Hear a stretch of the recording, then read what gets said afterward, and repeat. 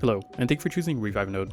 Today, we'll be taking a look on how to install Litebans properly into your web host. You will need both a Minecraft server and a web host. To get started, we'll actually go into Litebans, we'll click on download for the plugin, and we'll go into our file manager in our Minecraft panel, go into plugins, and just upload it into the plugins folder. Once we have that up, we can actually start it up, and we'll go back into Litebans, scroll down, and here we can click on the installation guide, and under install, you can see download the latest version of the web interface. We can click on here, and that will just download it for us. Now we can leave both of the pages, and our server has booted up. We can go into Litebans, but we'll go over into our web host, go into file manager, and we'll go into public_HTML. And in a different video, we did an installation for NamelessMC. If you'd like to see that video, I'll make sure to put in the description down below.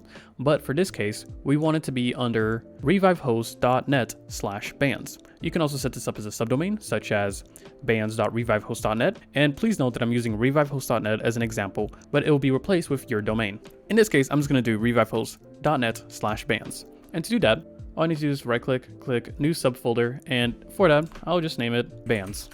Now in here, I can go into the folder, I can drag and drop the zip we downloaded, and I can click on extract. I can click extract again, and I can delete the zip as we're not going to need it anymore. We'll go into the Litebans PHP master that just appeared for us, and we'll move all of these files by clicking on the checkbox on the top left, and then clicking on the three dots on the top right, and clicking move, and we'll just remove Litebans-php-master and click move.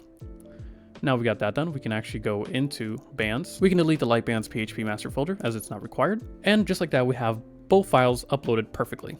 Now if we go into revivehost.net, it will appear with our NamelessMC setup because we need to type in the top bans in order for it to actually appear, and it will stay unconfigured as that is correct. But to get started with that, what we're going to do is focus on the server, and then we'll move over to the actual web host. We'll go into config.yml, and here we need to inform, is this a bungee? Which it is not, we'll keep it at false. What's the server name? And for this one, I can just call it survival or whatever server you currently have it under. And now the most important part is the SQL. We're going to change this into MySQL as the driver. We're gonna add a address. So for that, it would be web1.revivenode.com and then 3306 as the port. And now we need to create the actual database. To create it, we'll go back into our web panel, click on MySQL management, and here we can create a new database.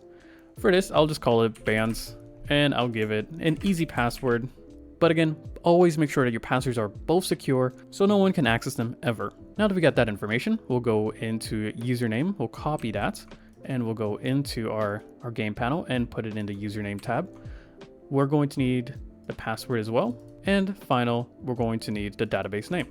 And just like that, we have completed this side. We can go ahead and click on save.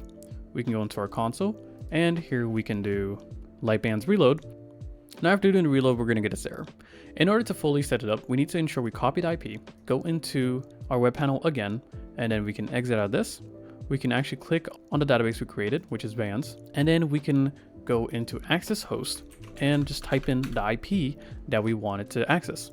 Click add as new, and then we'll try reloading it one more time. It has connected successfully. Now that we got that done, we can go into our bans folder in our web domain, and we'll go into the inc folder and then click on settings.php. And then once we input the correct information for the database, we can keep the host as local, we can keep the port as 3306, and the main information we just needed to change was the database, the username, and the password, which we have done exactly the same as on the Minecraft server. Then we can go into our page, click on continue, and just like that, we have connected Litebans to our server perfectly. I'll go into console, and here what I will do is ban diamond xr, and just like that, I have banned him. Litebans have taken effect for that. We can click on bans, as you can see, diamond xr banned by console. Ban hammer has spoken on the exact date, and it's a permanent ban. Just like that, is working perfectly. Hopefully this video was informative. If you'd like to see any other type of content, please let us know in the comment section down below. Other than that, we hope you have an amazing day, and thank you for choosing Revivenode.